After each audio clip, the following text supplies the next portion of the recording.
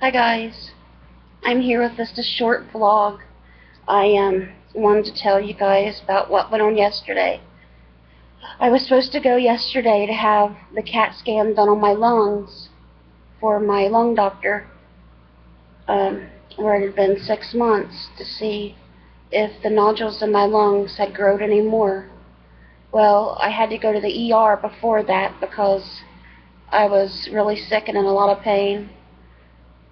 Well, they did a CAT scan in the ER, and on the CAT scan in the ER, the doctor that I had in there went over the results of my other CAT scan that I had 6 months ago, and he came in and with like he was, giving somebody really bad news. I felt sorry for him. He was just a little young guy, and he touched my leg and he said, the CAT scan showed that you got nodules in your lungs, and it has really increased in size since your last CAT scan, which was only 6 months ago. So now I know that it did grow more again than it did last time that I was there. So he said it could be cancer. He didn't sound too optimistic about it, but I told him I was already being treated by a doctor for the nodules, and he asked me who and everything, and I told him. But anyway, I called he said that my lung doctor might be able to use the CAT scan that he did, but it didn't. The CAT scan he did didn't show the whole view of my lungs. It just showed the bottom part, and the nodule had got so big that he could see it from doing a CAT scan on my stomach up in part of my lung. That's how big it had gotten. So I called my lung doctor's office and left them a message, and they said they'd call back within 2 business days. Today, I called them yesterday, and I still haven't heard anything today. But if I don't hear anything tomorrow, I'm going to call back there again. I was asking them, on the answer machine if they could use that CAT scan or if I'd have to still go get another one, because I couldn't get a ride again this month, so I had to make the CAT scan since I had to cancel it yesterday since I was stuck in the ER all day. I had to cancel it until November 6th. So if he still wants his CAT scan done, I won't be able to get it till November 6th. And then they didn't have me seeing the lung doctor until December 5th, which is a ways away. So I'm probably, going to have to try to get into him sooner if they don't call me wanting me to come in sooner first. But I just been really down all day today thinking about it. I'm not worried about myself. I'm not really worried about dying. I'm not afraid. It's just, I'm not worried about myself. I'm worried about the people that if something happens to me, if it is cancer, and if they can't do nothing about it, I'm just worried about the people that I leave behind. Because if I know if something happened to Sherm, I wouldn't be able to handle it. I'd go crazy. And I just, I know it's really going to tear Sherm up if something happens to me. I can't picture him just being hurt like that, just sitting around crying and being sad and having regrets and stuff. And then Abby, she's like only got me and Mom in her life to support her, because everyone else, like her mother, she just can't wait to get away from him. And it's just, my sister probably still won't even let me see the kids, even if they do find out that something bad's happening to me. Because that's how evil she is. But those two are the ones I'm worried about the most. And Dottie.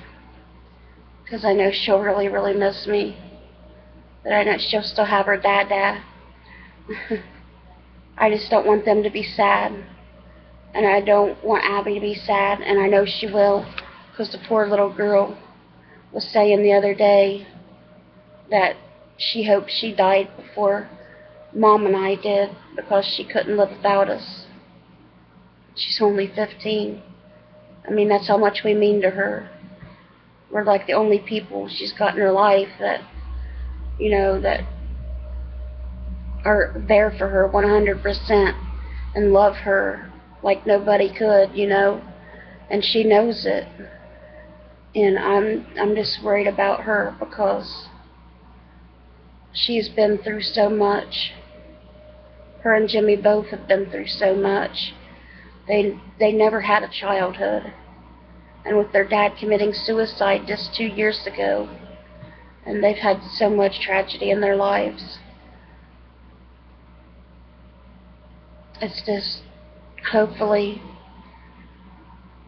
I just keep thinking the worst because I guess I always think the worst. I always have. It's just, I'm not a very big optimist, I guess. I'm trying. I try not to think the worst, but it's hard for me because I know that the nodule's growing fast. And I know how much pain I'm in every day and how it's getting harder for me to breathe. I'm not on oxygen every day, I don't have to wear it out. I could use it when I'm out sometimes, but I don't have a portable thing. But I don't go out much, so. But the last couple of days, my lungs have been really, really hurting, killing me.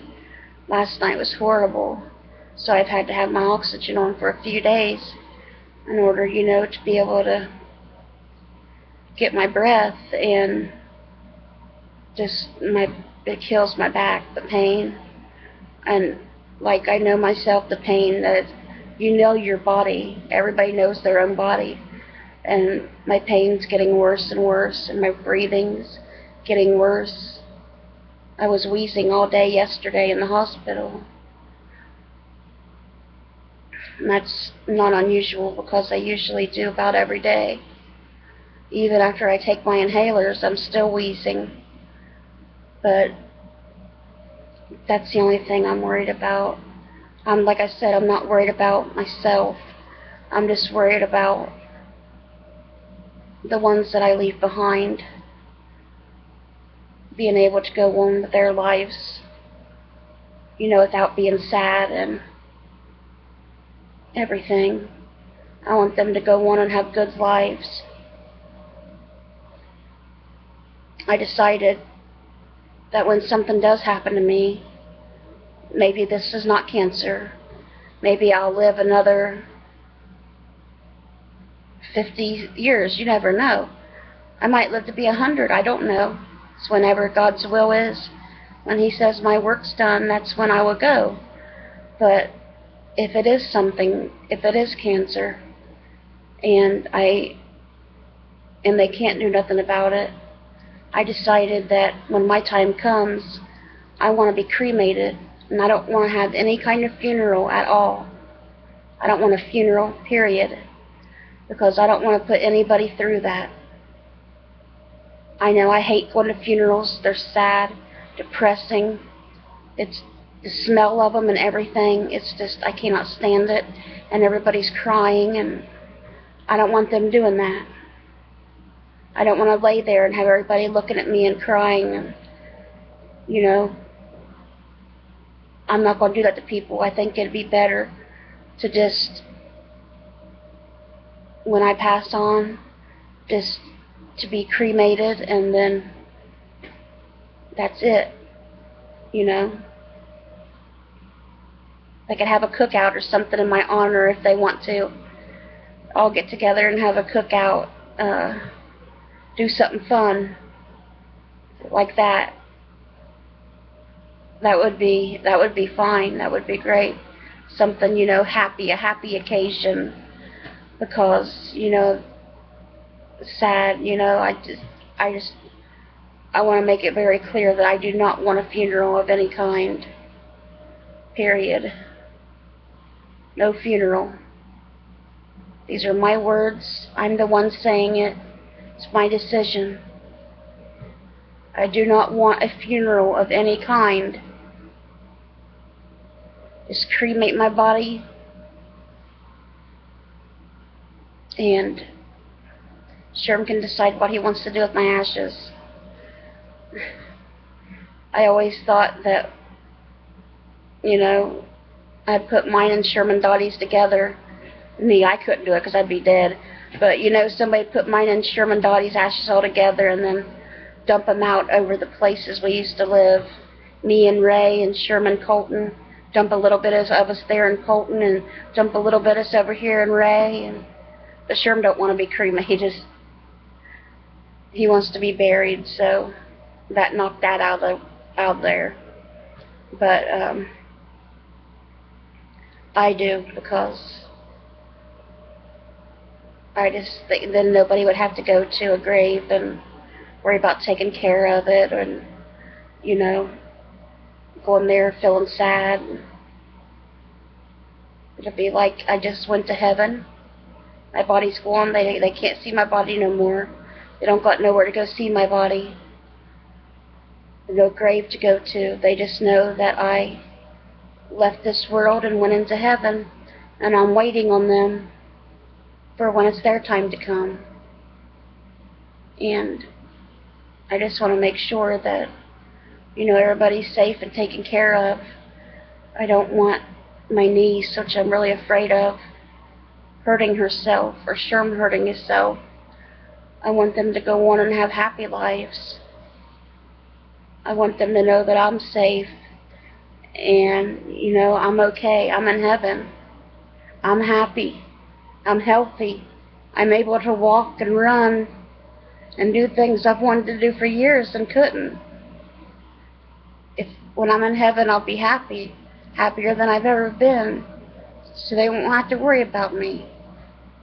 You won't have to worry about me, guys. I'll be fine. I won't be suffering anymore. But I'm going to end the vlog there.